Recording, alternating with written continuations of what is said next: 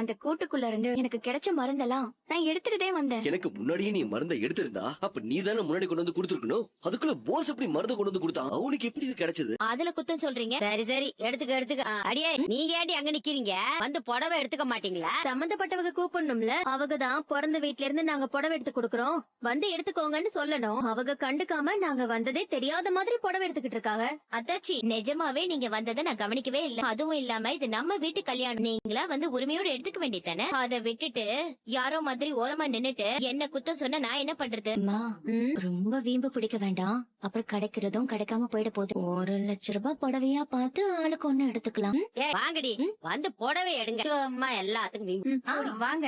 வரும். இந்த துண்டை எடுத்து கொடுக்கறதுக்கு உனக்கு இவ்வளவு நேரமா? எவ்வளவு நேரம் கத்திட்டு இருக்க? இனிமே நீ குளிக்க போகும்போது துண்டை மறந்துட்டு துண்டுன்னு கத்துவல்ல. அப்ப நான் உன்னை கத்த விட்டு பழி வாங்குறேன். வர இரு.